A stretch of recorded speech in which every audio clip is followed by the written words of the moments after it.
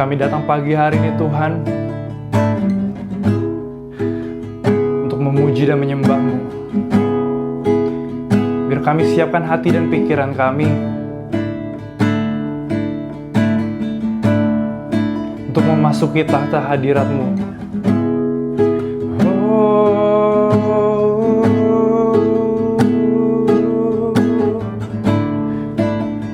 Kami masuk ke hadirat-Mu Tuhan.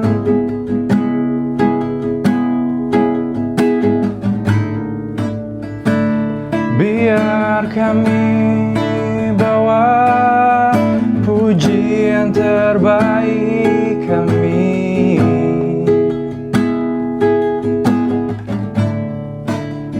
Kami sembah sebab Engkau layak dipuji. Oh, segala kemuliaan hanya bagi nama-Mu Yesus.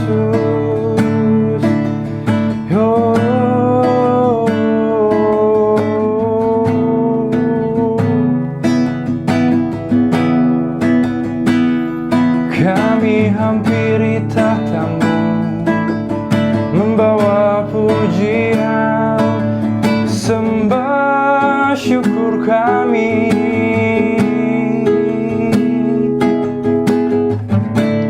Ku hampiri tahta-Mu, ku sujud menyembah-Mu. Bawa seluruh persembahanku terang kemuliaan-Mu memenuhi hatiku.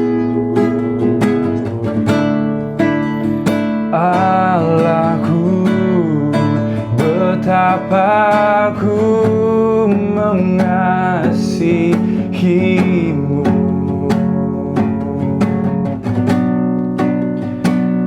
Inilah rinduku,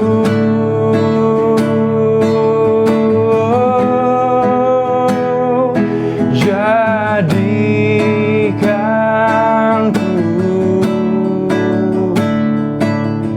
penyembah-Mu Tuhan, yang menyembah-Mu dalam roh dan kebenaran.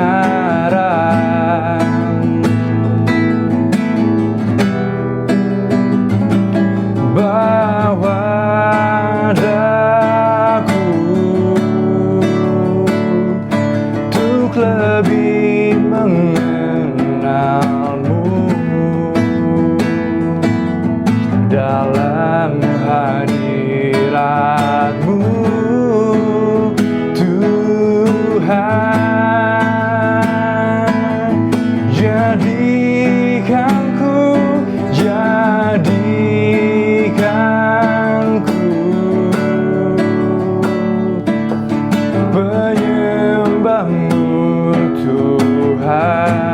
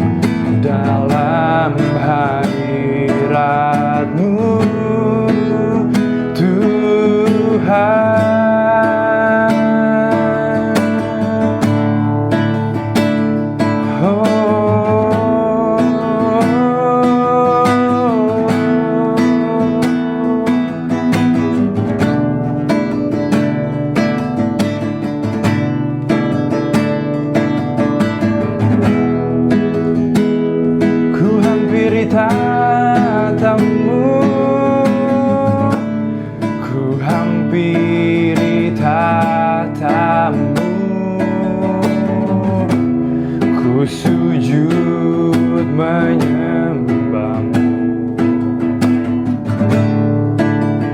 Ku bawa seluruh persembahanku, terang kemuliaan-Mu memenuhi hatiku.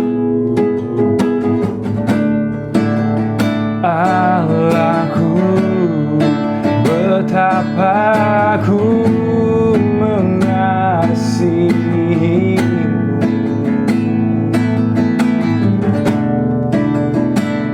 Inilah rinduku,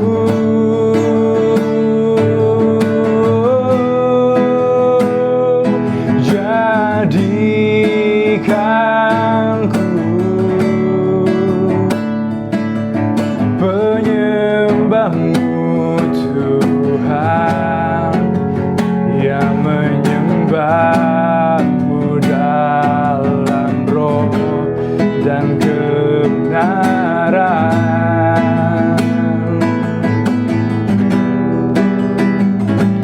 Bawa daku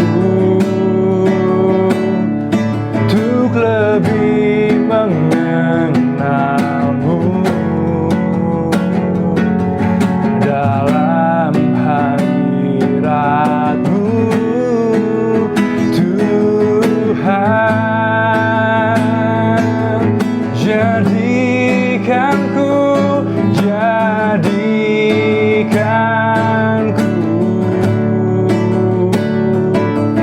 penyembah-Mu Tuhan, yang menyembah-Mu dalam roh dan kebenaran. Bawa daku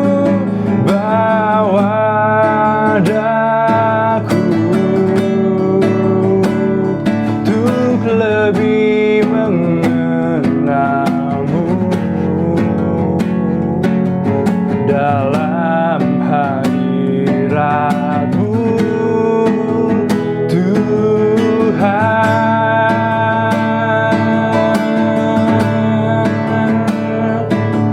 Masuk hadirat-Mu, itu yang ku ingini, dan menyembah-Mu Tuhan. Kami sembah Kau, kami puji Kau. Segala kemuliaan hanya bagi-Mu. Ku sembah Kau, ku sembah Kau Tuhan, dalam roh dan kebenaran.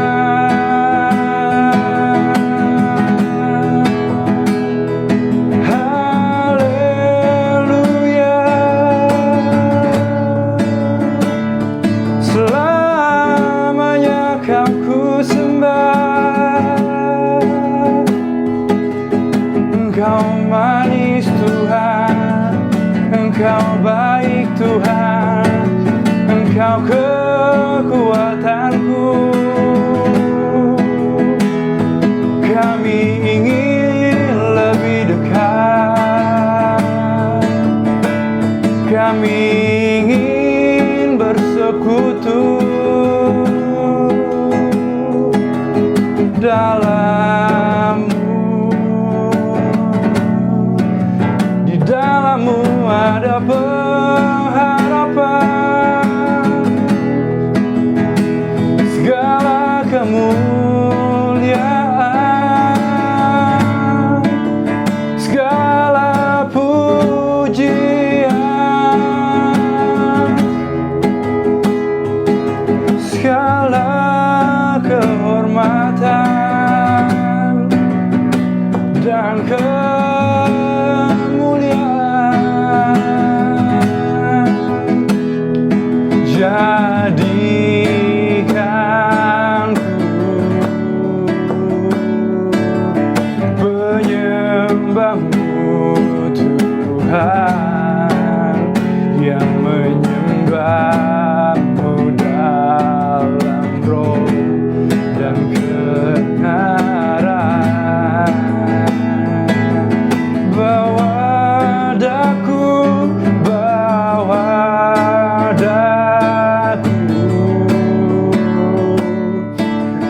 lebih mengenalmu. Dalam hadirat-Mu Tuhan, jadikanku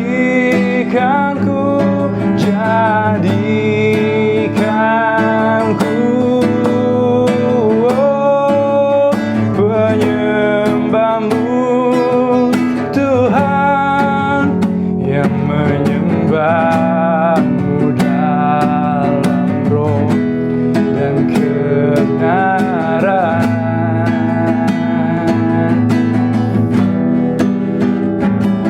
Bawa daku untuk lebih mengenal-Mu. Dalam hadirat-Mu Tuhan.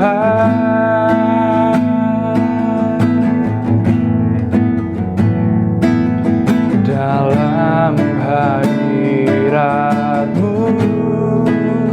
Tuhan.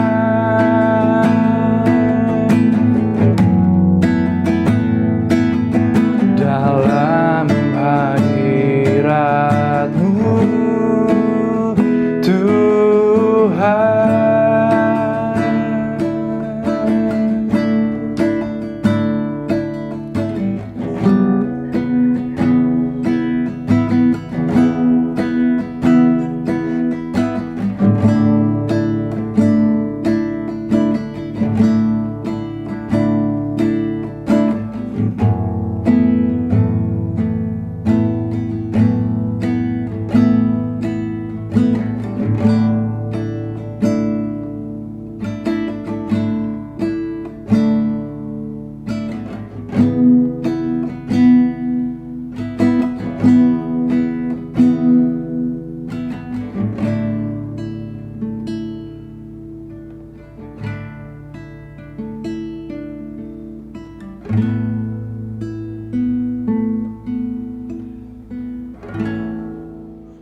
Shalom Bapak Ibu, senang berjumpa kembali. Saya percaya kita dalam keadaan yang diberkati Tuhan.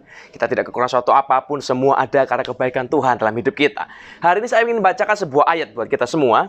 Kisah di Kolose pasal 3 ayat 22. Kolose pasal 3 ayat 22 sampai yang ke-25. Ini sebuah surat yang ditulis oleh Paulus. Dia berkata ini, "Hai hamba-hamba, taatilah Tuhanmu yang di dunia ini dalam segala hal.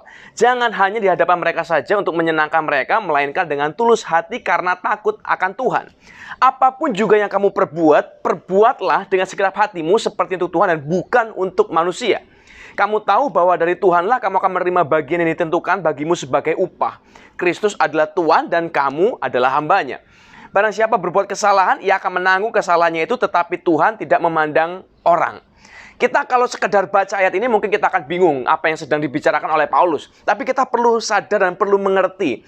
Kata pertama dari ayat ini dia berkata begini, "Hai hamba-hamba, hai slave," kalau dalam terjemahannya, budak-budak, "taatilah Tuanmu." Nah, kita harus ngerti, kita harus tahu dulu kisahnya dari mana Paulus menulisnya dan untuk siapa dia menulis. Paulus menulis surat ini untuk para budak.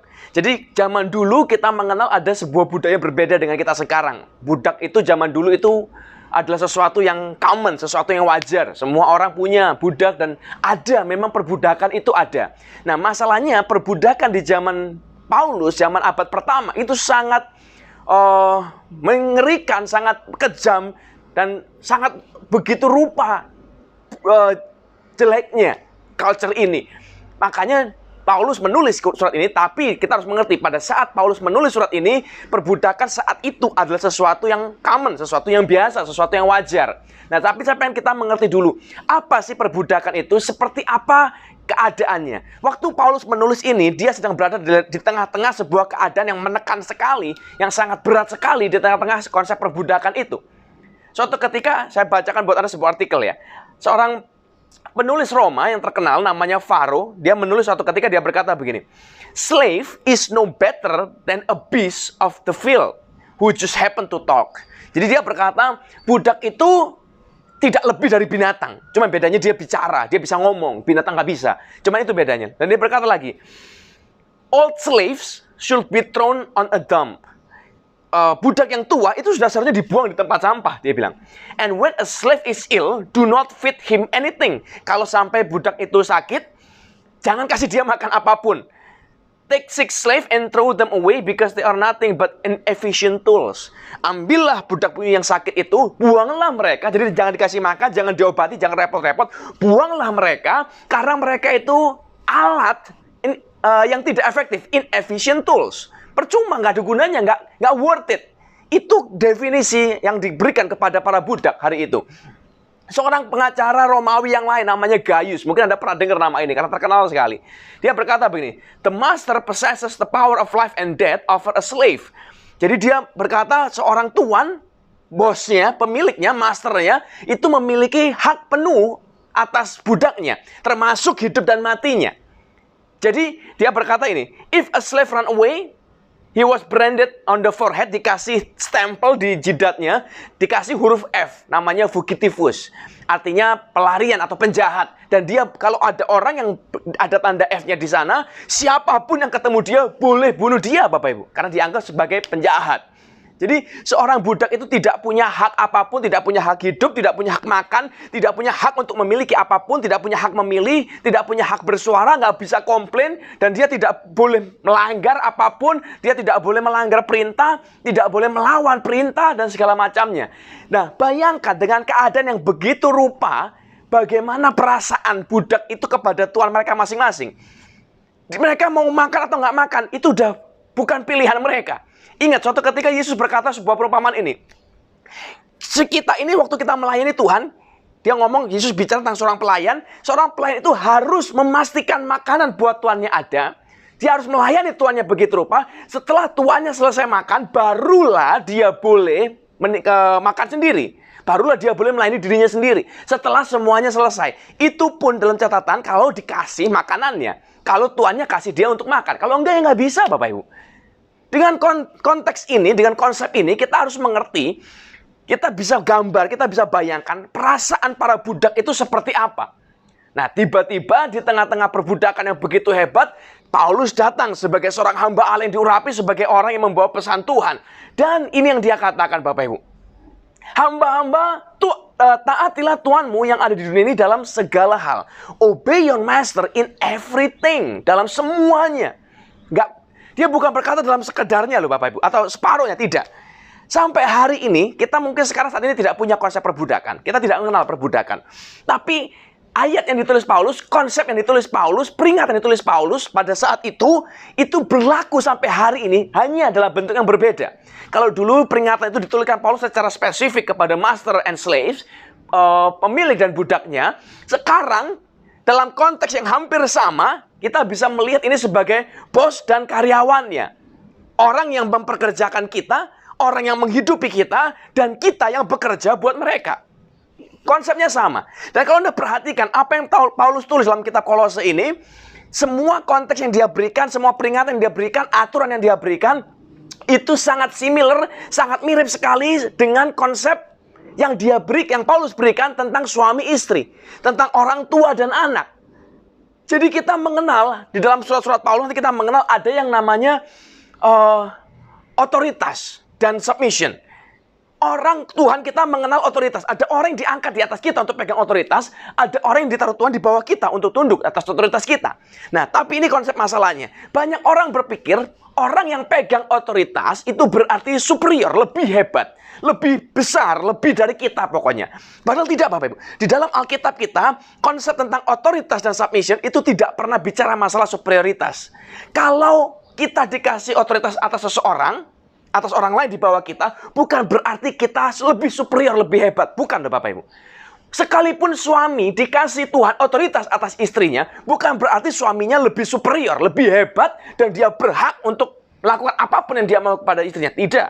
Sekalipun orang tua punya otoritas atas anak-anak mereka, tapi bukan berarti Tuhan itu membuat mereka superior. Para orang tua superior. Oh, kau boleh gebukin anakmu, kau boleh hajar anakmu, kau boleh maki anakmu. Tidak loh Bapak Ibu. Itu hanya bicara tentang masalah otoritas dan penundukan diri. Hanya itu. Tuhan punya konsep tersendiri tentang otoritas dan submission ini. Kalau kita berulang kali menulis begini, di hadapan Tuhan kita ini semua sama, Bapak Ibu. Jadi kalau kita datang ke hadapan Tuhan, ke gereja hari ini, Anda bisa duduk di samping Anda, bos Anda mungkin. Di hadapan Tuhan, Anda dan bos Anda itu sama. Tidak ada bedanya, semua sama, equal in the eyes of God. Tapi begitu masuk hari Senin, Anda ketemu dia di kantor, nah berubah. Tatanan ini untuk membuat semuanya itu berjalan, supaya nggak chaos, supaya nggak rusak. Jadi harus ada yang lead, harus ada yang dipimpin. Harus ada yang pegang otoritas, harus ada yang submit. Harus. Nah, konsep inilah yang diberikan oleh Paulus kepada slave and master, kepada parents and children, kepada husband and wife. Itu yang dia berikan. Dan hari ini saya berdoa, kita bisa belajar untuk mengerti apa yang sedang Tuhan mau kerjakan, apa yang sedang Tuhan mau lakukan dalam hidup kita, dalam konteks kita sebagai seorang pengerja, orang yang melayani dalam pekerjaan kita, buat Tuhan dan buat pemimpin kita, buat orang yang pegang otoritas atas kita. Perhatikan baik-baik apa yang Paulus tulis ya. Ini yang dia berkata. Kolose 3:23. Hai hamba-hamba, taatilah Tuhanmu yang di dunia ini dalam segala hal. Servants, slaves, obey in all things your master according to the flesh. Kata obey, kata taatilah itu ditulis dalam bahasa Yunani hupakuo. Yang diterjemahkan sebagai obey, sekedar obey. Satu kata, taatlah saja. Padahal tidak, Bapak Ibu. Kata hupakuo itu terdiri sebenarnya dari dua kata, gabungan dua kata yang berbeda. Hupakuo itu artinya adalah under dan listen. Jadi hupakuo sebenarnya, kata sebenarnya itu bukan sekedar taat. Tapi kata sebenarnya itu punya arti, hupakuo itu punya arti get yourself under the authority. Taruhlah dirimu, tempatkanlah dirimu di bawah otoritas and listen to what they tells you to do. Dan dengarlah apa yang mereka suruh untuk kita lakukan. Paulus berkata, servants obey in all things your master according to the flesh. Taatilah Tuhanmu dalam segala perkara. Kalau kita dengar, kalau Anda jadi budaknya, kita jadi budaknya, di tengah-tengah keadaan kita tertekan, kita tergencet, lalu datang seorang yang berkata, aku membawa kabar baik, kita kan kepingin pembelaan. Wah, ada Paulus. Apa yang akan dia katakan buat kita? Apa yang akan dia katakan tentang kita? Tapi ternyata pesan Paulus buat mereka, obey your master in everything. Mereka mungkin berkata, wow, Paulus, kamu ini di pihak siapa sebenarnya? Kamu mendukung perbudakan. Kamu nggak tahu keadaan kita seperti apa. Tapi tetap loh Bapak Ibu. Dia tetap bilang, obey in everything. Nah, kita harus mengerti baik-baik. Waktu kita ikut Tuhan, ada yang harus dipisahkan. Perasaan harus dipisahkan. Kita mengenal hari ini sebuah istilah baper. Wah, baperan. Kalau ada kejadian dikit, baper. Kita bisa musuhan sama orang, sama teman yang aslinya deket sama kita, bisa berantem, baper. Gara-gara kita nggak seneng satu kata atau satu perbuatan, perasaan kita yang dominan. Perasaan kita yang dominasi. Kita nggak suka, ribut. Dengan Tuhan, kita nggak bisa hidup dengan gaya baper-baperan, Bapak Ibu.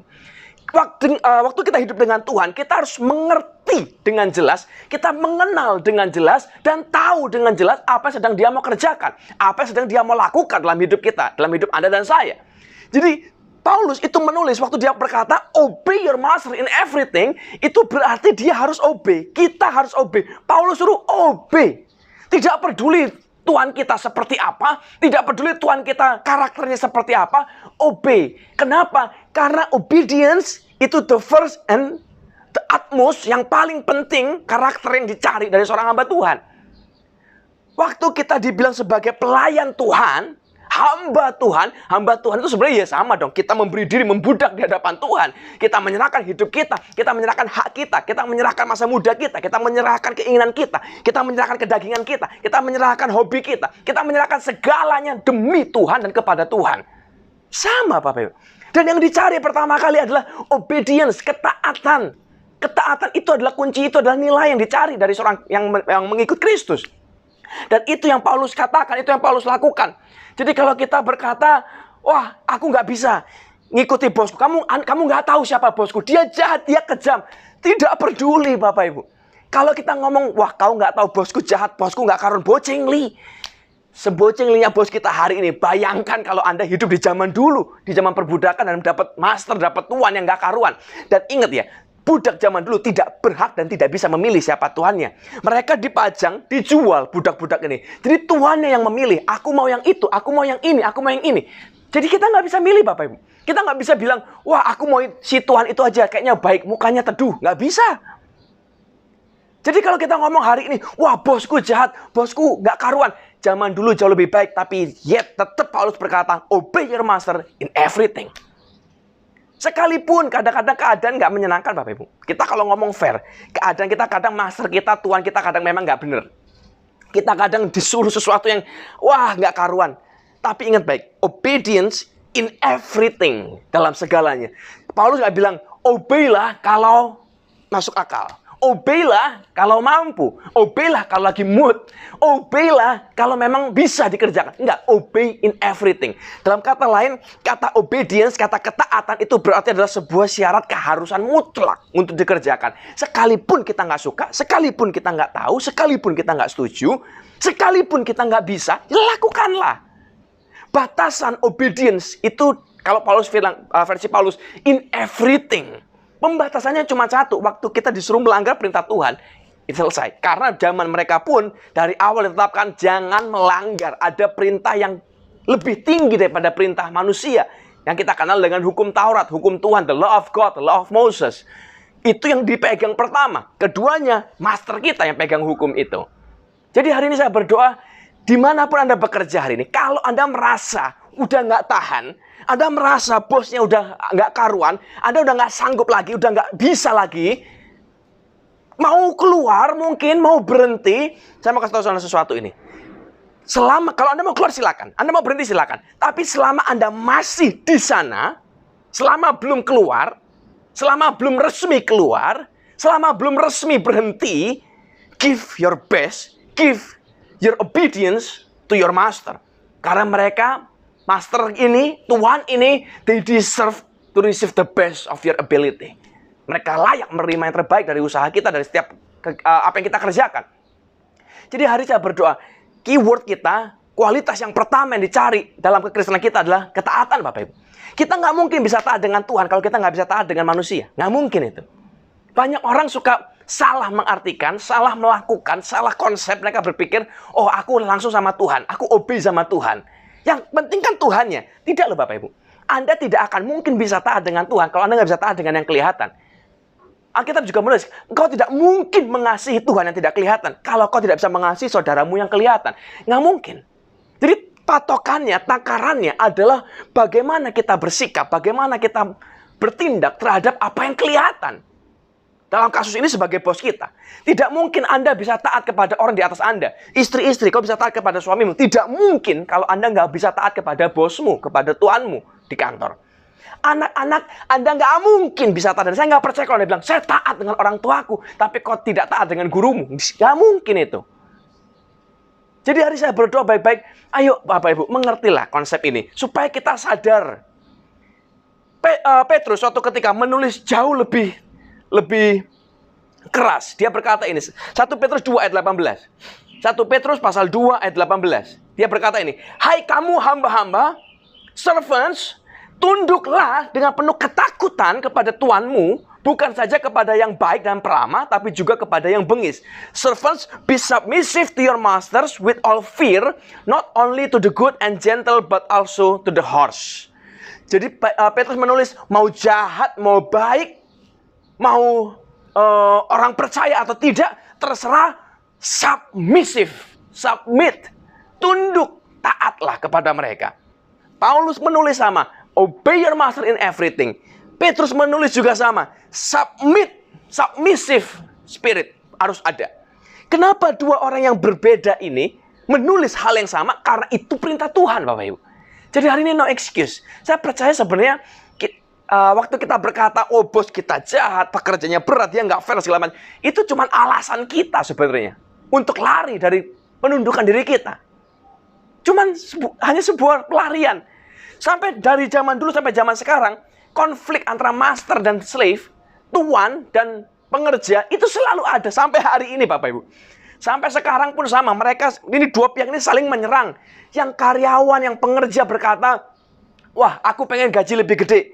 Aku pengen pekerjaan lebih ringan, jangan terlalu berat, jangan terlalu gencet toh. Aku pengen gaji lebih besar, aku pengen spare time lebih banyak, aku pengen cuti lebih banyak, dan segala macamnya. Kita nuntut, kita minta, karena kita merasa Tuhan kita, bos kita nggak fair sama kita. Tapi yang pihak Tuhan, di pihak bosnya, dia berkata, aku kepingin produktif, aku kepingin anak buahku rajin, aku kepingin pegawaiku rajin, aku pengen mereka bekerja dengan segenap hati, aku pengen mereka mengeluarkan terbaik, aku pengen mereka nggak nyerah, aku pengen mereka on time, aku pengen mereka bisa lakukan sesuatu, ini dan itu. Semua ini pihak ini kanan kiri berebutan. Menurut sejarah Romawi, Bapak Ibu, diperkirakan di abad pertama ada sekitar 60 juta budak. 60 juta budak, Bapak Ibu. Setengah lebih banyak daripada orang penduduk lokalnya. Jadi mereka itu semua pada dasarnya, semua kehidupan mereka itu dikerjakan oleh budak. Jadi satu orang Roma, dia punya sebanding dengan 2 orang budak. Jadi kalau di satu rumah ada 4 orang, biasanya budaknya ada 8. Jadi pada dasarnya orang mereka ini, para tuan ini nggak melakukan apapun. Semua dikerjakan oleh para budak. Makanya pada waktu kisah Yusuf ditulis, dia tulis begini. Maka dari itu Potifar tidak perlu lagi, Firaun juga, dia tidak perlu lagi mengurus apapun dalam rumahnya, karena Tuhan sudah menyerahkannya kepada Yusuf dan Tuhan memberkati apa yang dikerjakan Yusuf. Dan jangan salah ya, yang namanya slave itu tidak selalu tukang bangunan, angkat-angkat besi, angkat-angkat batu, gali-gali, tidak Bapak Ibu. Yang namanya slave itu adalah semua orang yang dibeli dan dipekerjakan untuk sebuah tugas. Jadi ada slave yang jadi guru, pinter Bapak Ibu, ada. Ada slave yang jadi bodyguard, ada slave yang jadi gladiator, ada slave yang jadi dokter bahkan. Jadi Anda jangan salah, slave selalu dibilang, bodoh, lemah, tidak berpendidikan. Tidak Bapak Ibu. Jadi hari ini, maka saya tadi bilang, konsep slave ini sama persis dengan konsep employees hari ini. Konsep pengerja hari ini. Kita pekerja pun sama. Yang dibilang pengerja itu kan bukan cuma, dia jual cilok, itu pengerja. Saya bukan, saya di bank. Sama Bapak Ibu. Dia kerja di bank, saya kerjanya di perusahaan nasional. Saya kerja di perusahaan internasional. Semua sama. Selama kita di bawah otoritas seseorang, sama Bapak Ibu. Konsepnya sama, tidak berubah. Caranya sama, tidak berubah. Aturannya sama, tidak berubah. Dan perintahnya juga sama, tidak berubah. Coba lompat sebentar. Paulus nanti juga menulis, kalau Anda berada di bawah otoritas seseorang yang tidak kenal Tuhan, di bawah otoritas seseorang yang kejam mungkin, yang jahat mungkin, dia menulis, obey your master in everything. Taatlah kepada Tuanmu dalam segala hal. Nah, apa yang terjadi kalau ternyata Tuan kita adalah orang yang takut Tuhan? Tuan kita, pemilik kita, atau bos kita adalah anak Tuhan juga. Ini yang dia tulis Bapak Ibu. 1 Timotius 6 ayat 2. 1 Timotius 6 ayat 2. Jika Tuan mereka seorang percaya, janganlah ia kurang disegani karena bersaudara dalam Kristus, melainkan hendaklah ia dilayani mereka dengan lebih baik lagi, karena Tuhan yang menerima berkat pelayanan mereka ialah saudara yang percaya dan kekasih. Ajarkanlah dan nasihatkanlah ini.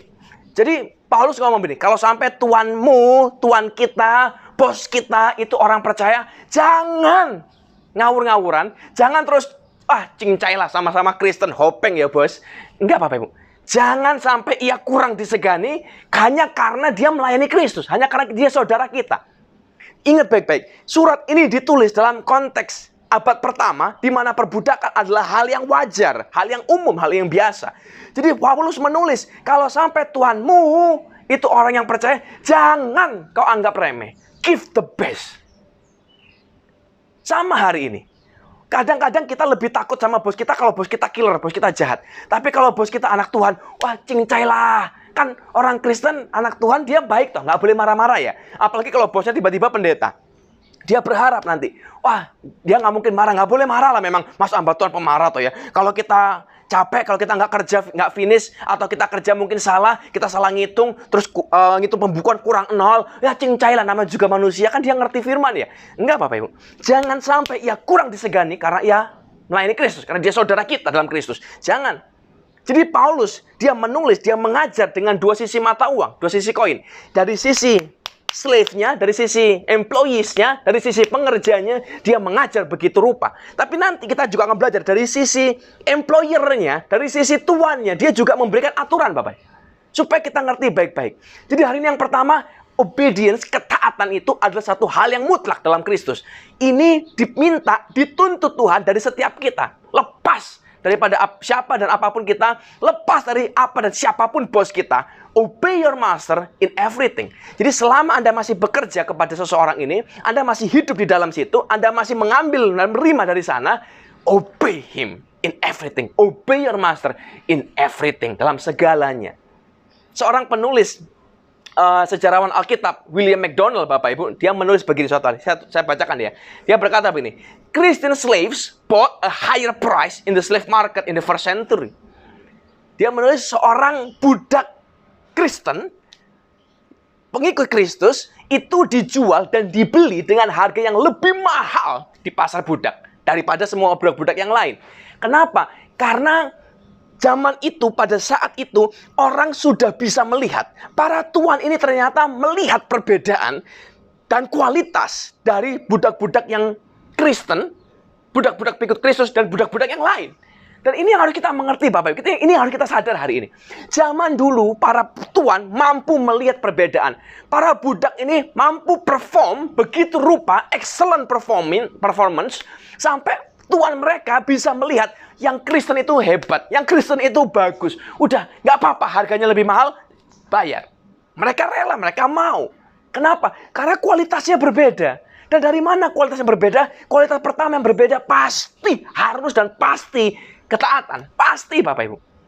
Kalau nggak ada ketaatan, kita mau keluar kualitas apa? Anda bayangkan kalau Anda punya seorang pembantu rumah tangga misalnya. Anda bilang, tolong Bi, atau tolong Bu, atau tolong Mbak, dipel. Lalu si Bibi atau si Mbak berkata, aduh capek Pak, Bapak pel sendirilah, punya tangan kok. Kenapa malas banget Pak? Nanti puluh, pincang loh. Kalau sampai begitu, kita apakan? Kita pecat dia, Bapak Ibu. Kurang ajar ini. Seorang yang harusnya melayani, harus membantu kita, loh malah nggak mau, malah nggak taat, malah ngelawan. Nggak ada obat, adaan. Dan sama, kalau kita dipanggil sebagai hamba Tuhan, ternyata nggak bisa taat, kita sebagai orang yang dibawa terus nggak bisa taat, ya susah, rusak, Bapak Ibu. Rumah tangga, waktu istri nggak bisa taat kepada suami, rusak. Waktu anak nggak bisa taat kepada orang tua, rusak, Bapak Ibu. Waktu anak berani lawan orang tua, rusak. Bukan cuma keluarganya rusak, bukan cuma tatanannya rusak, hidupnya juga rusak, kutuk yang jatuh. Waktu kita nggak bisa hormati orang tua kita nggak bisa respect orang tua kita, we cannot honor our parents, keadaan kita nggak akan diberkati, Bapak Ibu. Umur kita nggak akan panjang di bumi, itu firman Tuhan loh. Jadi hari ini kita harus sadar baik-baik. Obedience adalah satu syarat, satu standar, satu kualitas yang dicari oleh Tuhan dalam hidup setiap kita. Harus ada, Bapak Ibu. Bagian kedua, Kolose 3:22 yang bagian B, dia berkata ini. Jangan hanya di hadapan mereka saja untuk menyenangkan mereka. Jadi jangan hanya di hadapan para tuannya saja untuk menyenangkan mereka, melainkan dengan tulus hati karena takut akan Tuhan. Bagian kedua yang dicari, syarat yang dicari, kualitas yang dicari Paulus, yang dicari Tuhan, itu adalah attitude, sikap. Dan terjemahan bahasa Inggris dia berkata ini, not with eye service as men pleasers, sebagai bukan hanya service mata yang sekedar dilihat sebagai orang yang menyenangkan orang lain, but in singleness of heart, fearing God. Eye service, ada satu kata, eye service. Eye service itu apa sih, Bapak Ibu? Eye service itu begini. Kalau Anda pernah ingat zaman sekolah kita dulu, atau mungkin Anda punya anak sekarang yang sekolah, perhatikan ini. Waktu mereka sekolah, ada gurunya, jadi gurunya kelihatan, mungkin kita lagi di pandemik, masa pandemik ya, kita semua school from home. Jadi waktu di Zoom, di online, waktu ada muka gurunya, wah muridnya semua rajin, Bapak Ibu. Nulis, ngerjain tugas, dan segala macam, rajin banget. Tapi begitu gurunya hilang, layarnya kosong, nanti anaknya bisa nggak karuan juga. Paling nggak itu terjadi di saya. Waktu anak saya sekolah, kalau ada gurunya ngasih instruksi, gurunya ngomong, oh dia nulis. Good, semuanya bagus, rajin Bapak Ibu. Nggak ada masalah. Tapi begitu gurunya hilang dari layar, entah mungkin ngambil barang, atau mungkin ke toilet, atau kemana, nggak ngerti. Pokoknya begitu gurunya hilang, berubah wis. Yang asli duduk tegak bisa ngelendot, nggak karuan. Bisa tidur-tiduran, bisa ambil mainan, bisa makan bahkan. Itu eye service. Dan saya juga nggak bilang, oh itu anakku saja begitu. Rasanya kok enggak ya? Zaman saya dulu juga saya melakukan yang sama, Bapak Ibu. Kalau ada guru di sekolah, wah rajin banget. Begitu gurunya hilang, saya juga ikut hilang. Ikut kabur ke kantin, makan di kantin, kadang bisa bolos, kadang bisa pulang lebih cepat. Kenapa? Itu eye service. Kita melakukan sesuatu waktu ada yang lihat. Kita mengerjakan sesuatu waktu ada yang ngawasi. Dan ini jadi problem. Karakter ini, sifat ini mungkin kelihatannya, kalau kita lihat di hidup anak-anak, kelihatannya lucu Bapak Ibu. Ih lucu ya dia, tadi rajin tiba-tiba bisa berubah loh. Ih tadi serius tiba-tiba bisa malas-malasan. Lucu ya, waktu kecil mungkin lucu Bapak Ibu. Tapi kalau sifat itu, gaya itu, kebiasaan terbawa sampai dewasa, sampai ada gede, sampai umur 20, 30, 40, 50, itu sudah nggak lucu lagi. Itu menyebalkan sekali. Anda kerja sama orang, Anda kerja di sebuah perusahaan, di sebuah kantor, di sebuah toko, waktu ada bosnya, rajin banget. Begitu bos nggak ada, berantakan terusan, nggak karuan terusan. Di dekat rumah saya ada sebuah toko, Bapak Ibu. Kalau ada bosnya, rajin banget orang ini. Tapi, begitu nggak ada bosnya, nggak karuan. Dan sering kali, waktu saya lewat toko ini, sering kali Bapak Ibu, saya lihat toko ini tutup. Jadi ada tulisan, sedang istirahat. Jam 10 pagi kadang sedang istirahat. Jam 3 sore kadang istirahat. Jam 5 sore kadang masih istirahat. Nggak buka-buka. Dan lama-lama saya mulai menyadari, kalau saya datang, saya lewat, ada tulisan sedang istirahat, berarti bosnya lagi nggak di situ. Dan dia nggak tahu, pegawainya nggak tahu kemana Bapak Ibu. Dan saya melihat dan saya menilai, ini pasti bukan orang Kristen. Karena seharusnya kualitas orang Kristen tidak begitu. Kualitas kita sebagai anak Tuhan nggak begitu, harusnya. Seharusnya sebagai anak Tuhan, kalau kita kerja, bos kita nggak usah ngawasin kita, Bapak Ibu. Bos kita nggak usah ngecek kita. Bos kita nggak usah pasang CCTV buat lihat kita. Harusnya ya. Harusnya mereka tahu, oh ini anak buahku, ini pekerjaku, karyawanku, orang yang takut Tuhan, pengikut Kristus. Dia pasti lakukan yang terbaik, dia pasti selesaikan pekerjaan, dia pasti jujur, integritasnya pasti kuat. Harusnya. Tapi kenyataannya, banyak Bapak Ibu pengerja Kristen bikin ulah, bikin masalah banyak. Itu sebabnya kenapa banyak orang kepahitan dengan Kristus. Karena kita nggak bisa jadi teladan. Karena kita ngawur hidupnya. Kita ngomong Yesus, Yesus, Yesus. Yesus baik, Yesus mengasihi. Tapi tingkah kita nggak karuan. Kita ngomong Yesus kudus, Yesus penuh kasih. Tapi tingkah kita kayak setan kadang-kadang. Bahkan nggak banyak pengerja Kristen yang korupsi ngambil bosnya. Banyak Bapak Ibu. Saya berdoa baik-baik. Ayo berubahlah, bertobat. Obedience harus. Attitude harus. Kita ini, waktu kita kerja, harusnya membawa value yang benar. Value Kristus harus dibawa. Jadi bukan cuma waktu di gereja, gayanya hebat. Kalau di gereja, semua orang top, Pak Bu. Nyanyi, angkat tangan, kadang bisa keluar air mata dikit-dikit. Haleluya, luar biasa, bahasa roh. Amin, hebat. Begitu keluar gereja, kayaknya ya. Seringkali waktu orang Kristen keluar gereja, rohnya ketinggalan di gereja. Yang keluar setannya. Di gereja rohani banget, di gereja baik banget, di gereja luar biasa. Begitu pulang, nggak karuan. Di gereja penuh kasih. Shalom, apa kabar? Begitu di rumah, gamparin anak, gamparin istri. Nggak karuan. Saya berdoa, jangan Bapak Ibu. Kita bisa nipu orang, kita nggak bisa nipu Tuhan. Dan apa yang kita kerjakan, Tuhan lihat dan Tuhan pasti balas Bapak Ibu. Hati-hati loh. Perhatikan baik-baik. Jangan sampai kita jadi orang yang salah. Titus 2 ayat 9 dia berkata ini. Titus pasal 2 ayat 9. Hamba-hamba hendaklah taat kepada tuannya dalam segala hal dan berkenan kepada mereka, jangan membantah, jangan bantah. Dalam bahasa terjemahan bahasa Inggris dia berkata ini, not answering back, not being argumentative. Jangan suka bantah, jangan suka ngomel, jangan suka nyolot, jangan suka jawab kalau diajak ngomong sama bos. Bosnya ngomong, tuannya ngomong, lakukan ini. Wah bos, itu kan susah banget. Aduh bos, capek banget. Aduh bos, ini udah malam bos. Jangan Bapak Ibu. Itu bukan value yang ada dalam kekristenan kita. Waktu kita hidup di dalam sebuah otoritas, ada orang yang taruh Tuhan di atas kita, dan kita bekerja di situ, dan kita hidup dari sana. Taatilah mereka dalam segala hal. In everything Bapak Ibu. Nanti kita akan bicara. Mungkin ada yang bilang, terus kalau kita nggak dibayar uang lembur gimana? Terus kalau kita begini bagaimana? Kalau nanti kita lihat. Paulus itu, Alkitab itu mengajar dengan sangat detail sekali. Di dua sisi mata uang kita, di dua sisi koin kita. Ada sisi kita sebagai pengerja, sebagai karyawan, ada sisi sebagai tuannya. Nanti kita belajar baik-baik. Tapi ngertilah konsep ini dulu. Harus taat dalam segala hal. Jadi waktu kita pergi ke tempat kerja, roh yang sama yang kita bawa di hadapan Tuhan di gereja harus ada di situ. Mereka, bos-bos kita, tuan-tuan kita, harusnya bisa melihat perbedaan kita dari orang lain. Mereka nggak perlu nanya kita, Bapak Ibu, agamanya apa. Dia nggak perlu lihat KTP kita, agamanya apa. Dia hanya perlu lihat pekerjaan kita, dan dia akan tahu pasti kau pengikut Kristus. Kenapa? Excellent. Harusnya. Kalau sampai orang tidak tahu siapa Anda, karena kerjaanmu nggak karuan, karena pekerjaanmu tidak menghasilkan, pekerjaanmu tidak berkualitas, saya berdoa hari ini, ayo bertobat sungguh-sungguh. Kenapa? Nanti kita akan lihat kenapa. Karena ancaman kita itu bukan sekedar bos kita, bukan sekedar Tuhan kita. Ada Tuhan di atas segalanya yang melihat, yang menghitung setiap pekerjaan kita. Jadi hari ini sadar dan hati-hati Bapak Ibu. Saya kembali lagi ke Kolose 3 ya. Kolose 3:23. Apapun juga yang kamu perbuat, perhatikan ini. Apapun juga yang kamu perbuat, perbuatlah dengan segenap hatimu seperti untuk Tuhan, bukan untuk manusia. So, kepada employees, kepada orang yang bekerja, kepada karyawan, kepada para pengerja, perintah Tuhan satu dibilang, obedience harus ada. Hupakuo, under and listen. Ada yang namanya attitude yang dicari.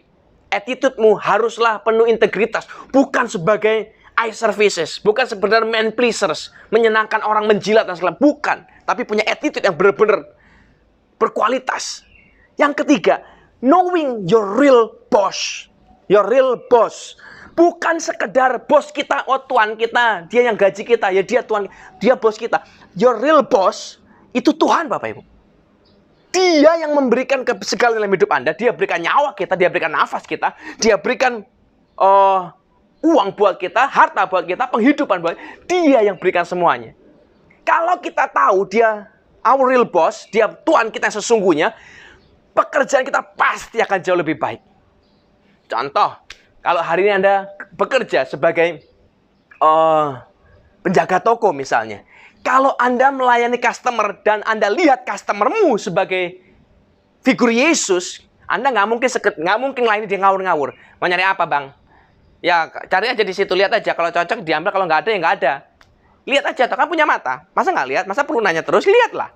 Nggak mungkin dong Bapak Ibu. Kalau Anda kerja di bidang jasa, restoran misalnya, Anda nggak mungkin masak ngawur-ngawur. Oh, Pak, ada order steak, daging tenderloin buat Yesus, meja nomor 7. Terus Anda ambil daging, nyes, nggak dikasih bumbu, nggak dikasih apa, mateng nggak mateng terserah. Kasih. Kentang goreng mungkin belum mateng, masih keras banget, dikasih. Wortel masih keras, dikasih. Nggak mungkin. Anda pasti akan cek baik-baik. Karena tamunya istimewa, karena tamunya terhormat, kita pasti cek. Kita tusuk itu daging pakai temperatur, kita cek kematangannya, dia minta apa? Oh, minta well done kah? Minta medium rare kah? Atau minta rare kah? Oh, kentangnya, ayo digoreng yang bagus, jangan sampai gosong, jangan sampai keputihan. Yang warnanya coklat keemasan. Oh, wortelnya, oh jagungnya, saladnya, side dish-nya dan segala macam. Semua akan di-prepare. Kalau perlu kita coba dulu dong, ini sudah matang apa belum? Rasanya sudah pas atau belum? Kalau semuanya sudah sempurna, baru kita kasih. Saya yakin, saya percaya kalau kita tahu dan kita melayani melakukan pekerjaan kita melayani Tuhan kita seperti kita melayani Tuhan, hasilnya pasti berbeda Bapak Ibu. Kalau Anda sebagai kontraktor, Anda bangun rumah, atau Anda bekerja sebagai desain interior, waktu Anda percaya dan Anda tahu bahwa orang yang pesan jasa Anda adalah Yesus, Tuhan kita, Anda nggak mungkin ngawur-ngawur. Anda nggak mungkin sekedar campur semen, pasir, gragal, koral, masukin. Yang penting kelihatan kuat, masuk. Enggak, Anda pasti hitung, pasti. Anda pasti dengan hati-hati sekali. Ini rumah tingginya berapa lantai, fondasinya seperti apa yang dipakai, mau cakar ayam kah, mau apakah, berapa campurannya, perbandingan semen, koral, dan pasirnya berapa, semua pasti akan dihitung. Cor-corannya, besinya pakai besi ukuran berapa, pasti dihitung. Pasti. Kenapa? Karena Anda tahu siapa yang order, siapa yang pesen. Kalau Anda tahu Yesus sedang pesan kitchen set sama Anda nggak mungkin ambil triplek, beli di pinggir jalan, terserah mau penyok, mau gelembung, terserah, pokoknya pasang, kita tutup HPL, yang penting kelihatan bagus dari luar, dan nggak mungkin Bapak Ibu. Anda pasti akan kasih yang terbaik, Anda pasti akan kasih yang terbaik, yang terbagus dalam hidup Anda, dalam pekerjaan Anda. Waktu Anda lihat reel di belakang saya, waktu saya pesen reel ini, handle ini, saya ngomong sama yang buat, saya bilang begini, Pak, tolong bikinin saya ya, pagar pembatas lah ceritanya. Dari besi aja biasa, nggak usah mahal-mahal, karena budgetnya mepet. Jadi ya pokoknya besi kuat lah, yang penting aman, jangan sampai ada anak-anak terus jatuh begitu. Lalu singkat cerita, pesen nih, udah harga semua udah deal, saya bayar lah ceritanya. Pada hari H, pesanan saya datang, rel ini datang, Kaget saya Bapak Ibu. Kok lain pesanan saya? Saya pesan besi biasa. Cuman ya pipa besi begitulah. Pipa besi itu berarti gampang karat, gampang rusak dan segala macamnya. Karena ya harganya murah, mau ngomong apa? Tapi ya memang budgetnya begitu, ya sudahlah. Saya pikir udahlah, memang mampunya segitu, ya sudah, itu aja dulu. Tapi begitu datang, tiba-tiba saya lihat ini yang dikirim bukan besi biasa, Bapak Ibu. Yang dikirim ini mengkilat. Ternyata yang dikasih ke saya ini bukan besi biasa, ini galvalum. Galvalum itu besi tahan karat, lebih bagus, lebih kuat, lebih mahal. Lalu saya nanya dong, loh Pak, sorry ya, ini terus aku ini bayarnya kemarin kan besi biasa. Nah terus ini kalau dikirim yang begini aku harus nambah berapa? Lalu dia bilang, nggak usah nambah Pak. Karena saya maksudnya, karena Bapak itu hamba Tuhan, saya mau kasih yang terbaik. Karena saya percaya waktu saya melayani Bapak, saya melayani Tuhan saya. Jadi saya kasih yang terbaik, nggak usah nambah harga, nggak usah nambah biaya. Saya kasih bahan terbaik, saya kasih semua yang terbaik, catnya terbaik, lasnya semua saya kasih yang terbaik. Saya kerjain sendiri loh Pak, dia bilang. Bukan pegawainya yang ngelasin, dia sendiri. Dan dia sendiri juga yang masang ke sini Bapak Ibu. Dan ini yang saya bilang attitude.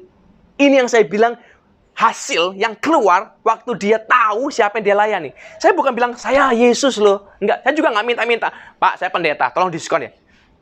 Saya pribadi ya Bapak Ibu, haram hukumnya untuk nawar. Apalagi kalau yang jual itu orang sendiri. Apalagi yang jual itu jemaat sendiri. Apalagi yang jual teman sendiri. Udahlah, nggak. Saya pribadi ya, saya haram menawar. Kalau orang lain saya nggak kenal, mungkin masih bagi saya ya. Oke lah, cincai lah kalau mau nawarnya, nggak kenal, gimana. Tapi kalau orang sendiri, keluarga sendiri, saudara sendiri, teman sendiri, give lah. Kenapa? Karena kita tahu, benar-benar kita tahu kok siapa yang kita layani. Kita sedang melayani Tuhan.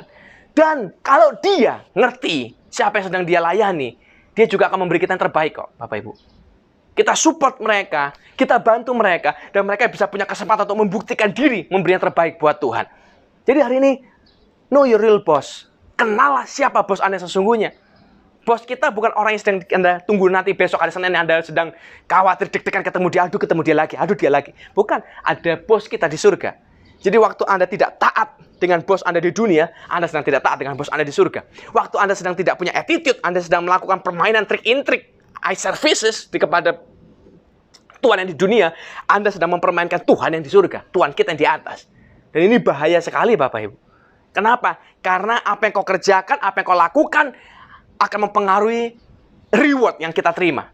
Coba lompat ke bawahnya. Kolose 3:24. Kamu tahu bahwa dari Tuhanlah kamu akan menerima bagian yang ditentukan bagimu sebagai upah. Kristus adalah Tuhan dan kamu adalah hambanya.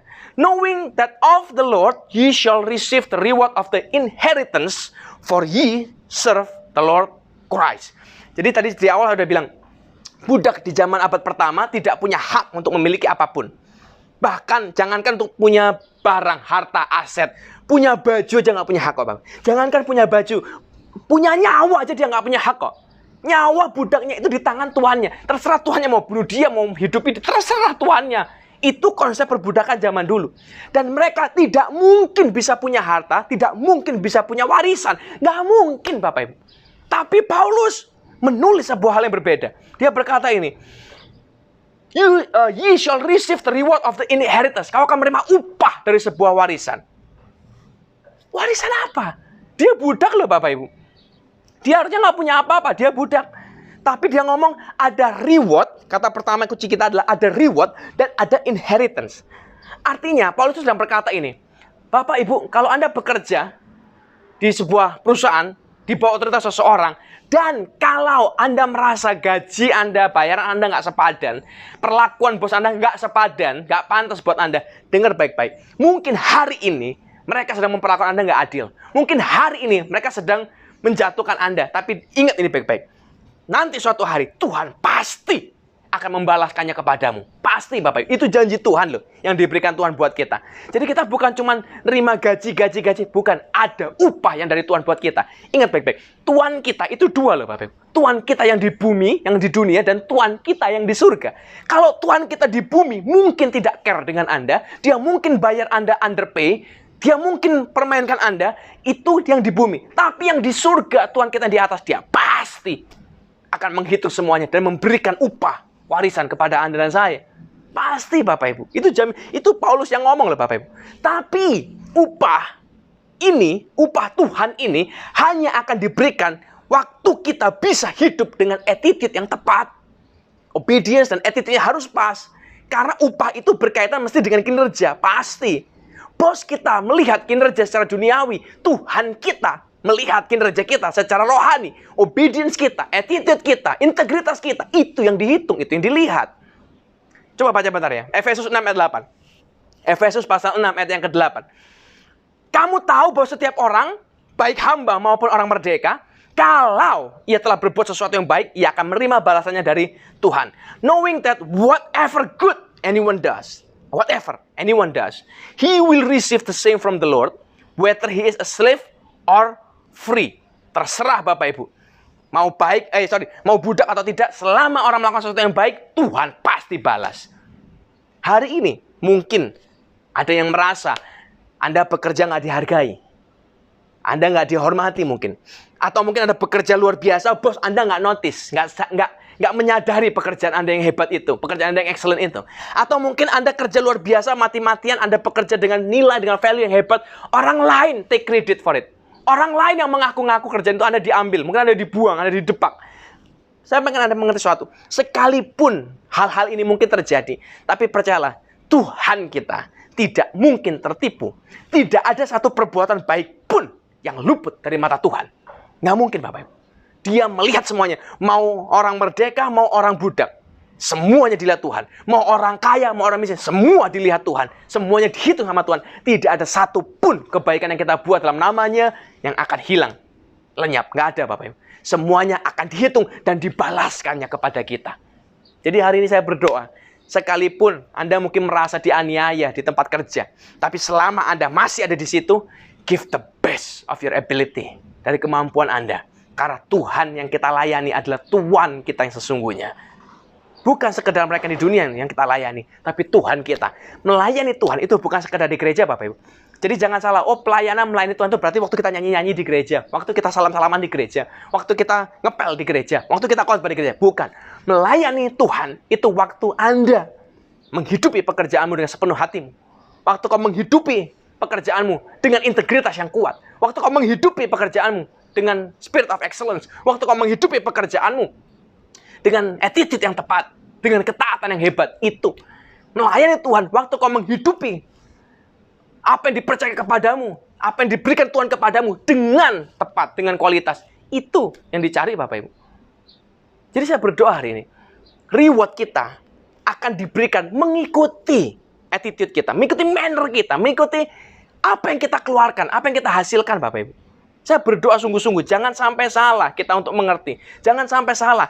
Kita orang Kristen harusnya kita jadi example. Contoh. The best in obedience. The best in integrity. The best in attitude. Harus Bapak Ibu. Ada suatu ketika sebuah kisah nyata Bapak Ibu. Seorang misionaris yang melayani di Afrika. 40 tahun dia melayani di Afrika, suami istri, Bapak Ibu. Lalu dia pulang ke negaranya, ke New York, ke Amerika. Ke New York. Dan dalam perjalanan dia naik kapal, Bapak Ibu. Dia di dalam kapal itu, dia bersamaan ternyata. Di dalam kapal yang sama, ada Theodore Roosevelt, Presiden Amerika. Jadi mereka dalam satu kapal itu bersamaan. Ada dia, misionaris suami istri, lalu ada Theodore Roosevelt di sana.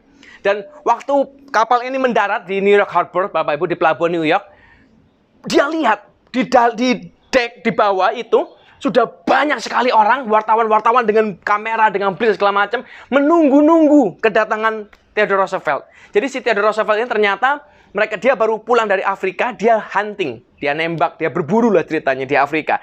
Jadi waktu dia pulang, disambut begitu rupa, difoto begitu rupa, dieluk-elukan begitu rupa, headline di mana-mana, semua orang ikuti perkembangan dia, berita dia, apa yang dia tembak, bagaimana perjuangannya, perburuannya, hasilnya apa, sampai pulang disambut begitu rupa. Singkat cerita, misionaris ini suami istri, mereka pulang naik taksi ke rumahnya, dan dalam perjalanan si suami itu nyeletuk Bapak Ibu. Dia ngomong begini, it's not fair, nggak adil ini. Kita melayani 40 tahun, kita berikan hidup begitu rupa buat Tuhan, tapi begitu kita di sini, kita pulang, nggak ada satu pun yang nyambut kita. Nobody notice, nggak ada yang sadar kerja keras kita, nggak ada yang peduli sama kita. Theodore Roosevelt cuma nembak ini binatang, pulang langsung disambut kayak pahlawan. Kita nggak ada yang nyambut. It's not fair. Lalu istrinya ngomong, Bapak Ibu, ya memang kita nggak ada nyambut, karena kita kan belum pulang. Kita masih di sini. Nanti kita akan terima sambutan besar waktu kita pulang ke rumah kita di surga. Halo. Hari ini Bapak Ibu, kalau Anda mungkin merasa seperti orang ini, kita mungkin merasa undervalued, kita mungkin merasa underpaid, kita mungkin merasa nggak dianggap, kita mungkin merasa nggak dilihat, bos kita mungkin nggak peduli, nggak care, dia nggak peduli apapun dengan keadaan kita, yang penting kerja. Saya mau kata ini buat Anda. Nanti, waktu kita pulang, akan ada reward yang besar menunggu. Dan ada Tuhan yang lain, yang kedua, yang menunggu kita. Dan Tuhan yang ini, dia notice everything. Dia sadar, dia melihat, dan dia menghitung semua kebaikan yang kau buat. Sadar baik-baik siapa bos kita, reward besar menunggu, Bapak Ibu. Nah, sekarang terus bagaimana? Kalau kita udah ngerti bagian dari employee-nya, kita bagian pengerja, kita disuruh untuk punya obedience yang kuat, total obedience, hupakuo, under and listen. Kita disuruh punya attitude, bukan cuma eye service, man pleaser, harus punya integritas, harus punya excellent dengan pekerjaan kita. Kalau kita disuruh tahu siapa bos kita sesungguhnya, kita disuruh ngerti dan menantikan reward dalam hidup kita, bukan dari sekedar reward manusia, tapi reward dari Tuhan. Kalau kita disuruh melakukan semua ini, dan kita disuruh menghidupinya, lalu bagaimana dengan sisi yang lain? Yang tuannya, apa yang disuruh? Paulus ngomong apa, Bapak Ibu? Kita baca sama-sama ya. Kolose 4 ayat 1. Kolose pasal 4 ayat 1. Dia berkata ini, hai tuan-tuan. Sekarang ini yang beda. Kalau tadi kan, hai hamba-hamba, servants. Sekarang, masters. Hai tuan-tuan. Berlakulah adil dan jujur terhadap hambamu. Ingatlah, kamu juga mempunyai Tuhan di surga. Masters, give your servants what is just and fair. Di abad pertama, di mana perbudakan itu sangat wajar, sangat umum, perintah ini sama beratnya dan bahkan mungkin lebih berat daripada perintah dikasih Paulus kepada para budak loh Bapak Ibu. Kepada para budak, Paulus berkata ini, obey your master in everything. Berat, susah? Yes. Tapi ya memang harusnya begitu. Tapi kepada para tuan, tidak loh. Dia ngomong begini, give your servants what is just and fair. Perlakukanlah budakmu, pelayanmu dengan adil dan benar. Dan ini tidak natural. Para budak-budak yang lain, tadi saya udah bilang, Faro menulis, Gaius menulis, budak itu cuma dianggap sebagai alat, Bapak. Udah kayak binatang, cuma bedanya bisa ngomong. Nggak ada nilainya. Di tengah-tengah semua orang punya konsep itu, di tengah-tengah semua lingkungan sosialnya punya pandangan begitu, tiba-tiba Paulus berkata kepada seorang tuan, perlakukanlah budakmu, perlakukanlah pelayanmu dengan baik dan benar, just and fair. Anda bayangkan, kalau sampai ternyata ada seorang tuan yang dia belum makan, atau mungkin dia makan bareng sama tuannya di meja yang sama, Anda bayangkan apa yang terjadi dengan dia. Apa yang akan dilakukan orang-orang para pemilik budak yang lain terhadap dia. Dia bisa dihina, dikucilkan. Wah, bisa nggak karuan Bapak Ibu. Kenapa? Karena apa yang dia buat akan merusak semua tatanan semuanya. Jadi perintah ini bukan sekedar perintah biasa, bukan sekedar perintah yang mudah. Ini perintah yang susah Bapak Ibu. Tapi harus, Paulus menulis, jadilah seorang pemimpin, seorang tuan yang adil dan benar. Waktu Anda waktu Anda bekerja dan Anda punya pengerja, Anda punya karyawan di bawah Anda, keputusan yang kau buat haruslah mendukung kesejahteraan mereka. Jangan cuma mengandalkan kekuatanmu, kok ancam-ancam. Kalau mau kerja, kalau nggak mau sudah keluar, besok pecat. Ada orang lain yang mau masuk ke sini, banyak orang mau gantikan kamu. Bukan itu Bapak Ibu. Ingat ya, waktu kita punya otoritas, bukan berarti kita lebih superior. Tidak.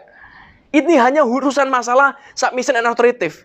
Hanya otoritas dan penundukan diri. Hanya itu, Tuhan punya konsep yang berbeda. Bukan berarti yang pegang otoritas itu boleh semaunya. Bukan berarti orang yang pegang otoritas boleh seenaknya, sepengen hatinya. Tidak Bapak Ibu. Dan ini yang kita harus pahami baik-baik. Dan Paulus menulis, kalau kau seorang pemimpin, kau seorang tuan, perhatikanlah kesejahteraan anakmu, anak buahmu, karyawanmu, pengerjamu. Gajilah mereka dengan upah yang layak. Dengan apa yang mereka kerjakan. Kalau mereka kerja berat, kerja keras, ya berilah yang layak Bapak Ibu. Jangan kau tahan upah mereka, jangan kau tahan hak mereka. Kita sering dengar kasus, apalagi baru-baru ini dalam masa pandemi COVID-19. Waktu keadaan lagi drop, bisnis lagi drop, karyawan nggak dibayar. Kerja, tapi nggak dibayar. Atau kerja di selang-seling. Hari ini libur, besok masuk. Hari ini libur, besok masuk. Lalu gaji dipotong, telat lagi bayarnya. Banyak lagi kejadian begitu Bapak Ibu. Kasihan, itu bukan attitude seorang tuan dalam Kristus. Kalau Anda rugi, ya tanggunglah kerugiannya. Tapi hak mereka harus diberikan dong. Kalau memang ternyata Anda nggak mampu untuk memberikan hak itu, ya carilah cara kepastiannya. Mau diberhentikan kah? Mau ditutup kah? Apa? Jangan cuma mereka disuruh kerja terus, tapi terus gaji nggak ada. Oh nanti aku gaji kalau ada duit lagi. Kapan ada duitnya? Mereka kan juga perlu makan. Jadi keputusan, kebijakan yang kau buat di dalam pekerjaanmu, di dalam perusahaanmu, haruslah memikirkan mereka. Harus. Kenapa? Karena itu perintah Tuhan Bapak Ibu. Give your servant just and fair. Harus. Jadi waktu kita hidup sebagai seorang tuan di dalam Tuhan, harus memikirkan mereka. Harus. Keputusan kita harus memikirkan mereka, memberi yang terbaik buat mereka. Harus Bapak Ibu. Kenapa masalahnya? Ini dia. Efesus 6 ayat 9. Efesus pasal 6 ayat yang ke-9. Dia berkata ini. Dan kamu tuan-tuan, perbuatlah demikian juga terhadap mereka. Dan jauhkanlah ancaman. Perhatikan, jauhkanlah ancaman. Ingatlah bahwa Tuhan mereka dan Tuhan kamu ada di surga. Dan ia tidak memandang muka. Jadi hari ini saya berdoa baik-baik Bapak Ibu. Jangan ada ancaman. Jangan kita berlaku seperti orang yang superior, punya kuasa. Terserah kita. Kalau aku nggak suka, wah mati kamu. Aku berhak mematikan dan menghidupkan kamu. Aku pegang kendalimu. Aku yang bayar gajimu. Aku yang berkuasa. Ingat baik-baik ya. Sekalipun Anda pegang gaji mereka, Anda menghidupi mereka, Anda memberi buat mereka. Dengar ini baik-baik. Tanpa mereka, pekerjaan Anda, perusahaan Anda tidak akan berhasil. Kalau nggak ada mereka, Anda bukan bos, Anda bukan tuan. Anda hanya jadi tuan karena ada orang yang mau tunduk di bawah otoritasmu. Anda jadi tuan karena ada orang yang mau mendengar dan taat kepada otoritasmu. Dan perlakukanlah mereka. Pengerja kita, karyawan kita, mereka adalah orang-orang yang punya hati, punya perasaan, punya harga diri. Mereka juga punya kebutuhan, mereka juga punya keinginan. Treat them well, my friend. Kenapa? Perhatikan baik-baik. Ingat bahwa Tuhan mereka dan Tuhan kamu ada di surga. Ingat ya, bagi mereka, bagi para pekerja, Tuhan mereka ada dua Bapak Ibu. Kita yang di bumi dan yang di surga. Tapi buat kita bukan jangan berpikir aku bosnya, aku paling hebat, paling tinggi aku di sini. Yes, you are mungkin di dalam struktur Anda. Tapi ingatlah, di atas kita ada Tuhan kita yang lain. Tuhan kita. Dan Tuhan kita ini adalah Tuhan yang sama antara Tuhan kita dan Tuhan dia, Tuhan mereka. Sama. Dan suatu ketika, cepat atau lambat, dia akan mengadakan perhitungan. Dia akan menghitung perbuatan kita. Dia akan melihat kita sebagai seorang manajer. Apakah kita bisa dipercaya atau tidak untuk menjalankan apa yang sedang dia rencanakan. Dan perhatikan baik-baik. Dia tidak memandang muka. Nggak peduli Anda mau kaya, mau miskin di dunia ini, tidak peduli. Di hadapan Tuhan semuanya sama. Tadi di awal saya sudah bilang, kita datang ke hadapan Tuhan, kita mau duduk di samping karyawan kita berdampingan, atau kita mau di samping bos besar kita, tidak peduli. Semuanya di hadapan Tuhan sama. Kita semua hamba. Hanya waktu ke Senin, waktu ke kantor, nah itu baru kita berubah Bapak Ibu.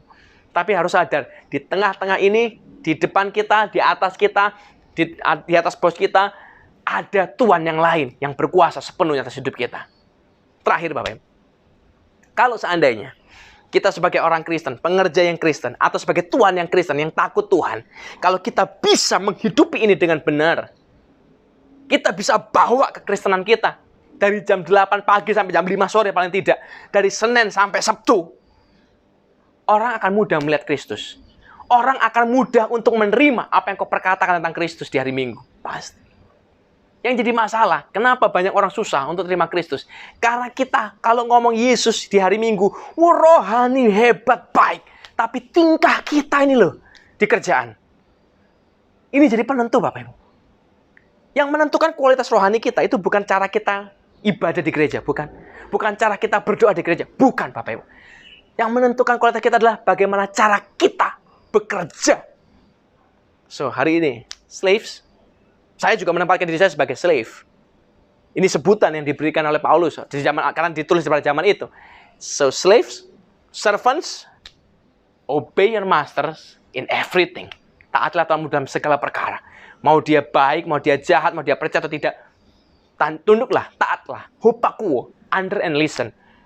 Sekalipun perintahnya, instruksinya tidak cocok, tidak sesuai, nggak masuk akal mungkin kadang-kadang, obey in all things. Karena itu yang Tuhan mau. Itu kualitas pertama. Beware of your attitude. Hati-hati dengan attitude Anda. Obedience tidak cukup. Iman tanpa perbuatan adalah mati. Attitude. Anda jangan sampai jadi eye service, man pleaser. Kerja kalau dilihat, kerja kalau ada yang ngawasin, kerja kalau ada yang monitor. Jangan. Do the best. Mau ada orangnya atau enggak, mau dilihat atau enggak, mau ada bosnya di situ. Anda harus bisa jadi orang yang dipercaya. Kenapa? Karena orang yang kita layani, bos kita sesungguhnya bukan dia, tapi Tuhan yang di surga. Itu yang sedang kita layani. Dan dia melihat 24 hours, Bapak Ibu. 24 jam dia lihat kita. Dia tidak pernah tidur. Dia lihat kita. Dia lihat semuanya.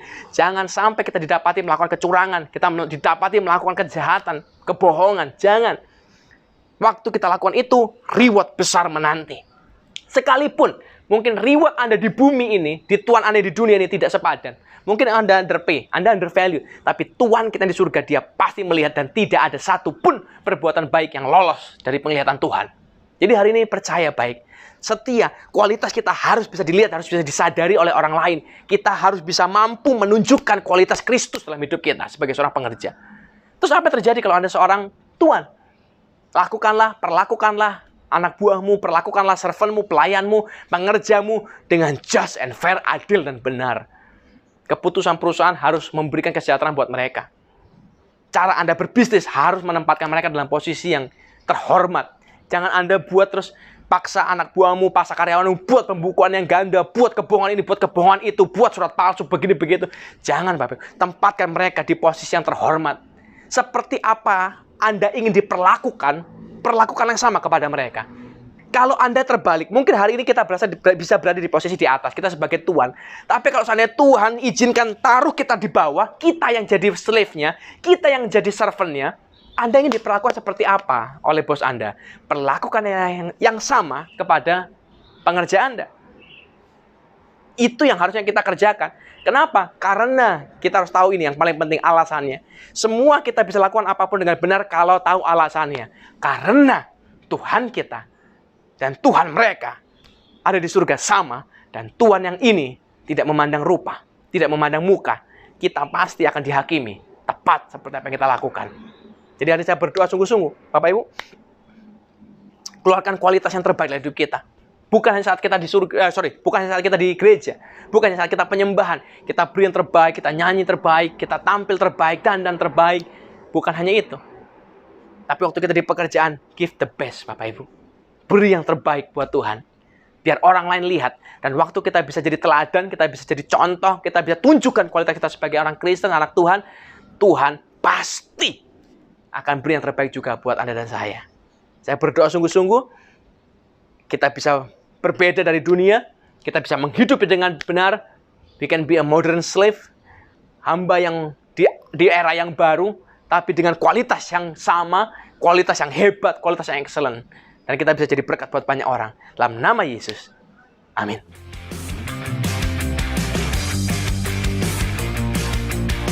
Terima kasih sudah mengikuti ibadah di GBI Kayalim. Kami mengundang minggu depan untuk kita bersama beribadah kembali jam 10 pagi. Tema minggu depan adalah Church to City, dengan judul Berdampak di Pertemanan.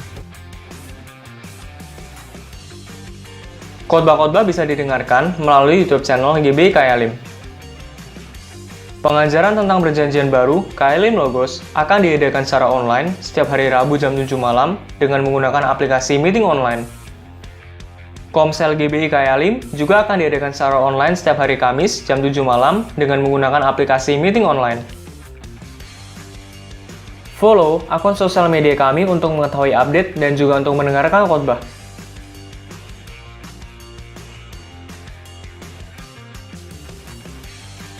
Persembahan dan perpuluhan bisa ditransfer melalui rekening BCA GBI Kayalim.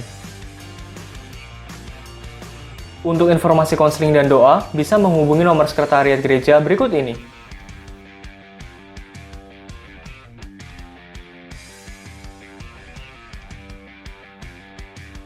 Terima kasih telah mengikuti Kayalim News pada hari ini. Selamat hari Minggu, Tuhan Yesus memberkati.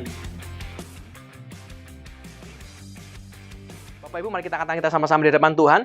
Saya percaya berkat Tuhan mengalir buat Anda dan saya. Firman sudah selesai, tapi saya percaya Tuhan masih terus bekerja dan berkarya di tengah-tengah kita. Jadi kita katakan kita dan kita katakan amin yang keras. Setiap perkataan berkat yang akan saya lepaskan buat kita semua. Sebab saya percaya amin mengikat janji Tuhan jadi nyata dalam kehidupan kita, Anda dan saya. Bapa, kami berdoa dalam nama-Mu, diberkatilah pekerjaan kita. Apapun yang kita sentuh dan kerjakan dijadikan Tuhan berhasil. Biar kita naik jadi kepala dan bukan ekor. Biar kita jadi orang memberi bukan meminta-minta. Biar kita jadi orang kelimpahan bukan yang kekurangan. Dan kami terima berkat ini di dalam nama Allah Bapa, Allah Putra, Allah Kudus, dalam nama Yesus Kristus Tuhan. Biar kita semua percaya katakan sama-sama. Amin. Tuhan Yesus memberkati. Hanya satu katamu yang ku perlukan, firman-Mu menentukan seluruh hidupku, yang tiada kau jadikan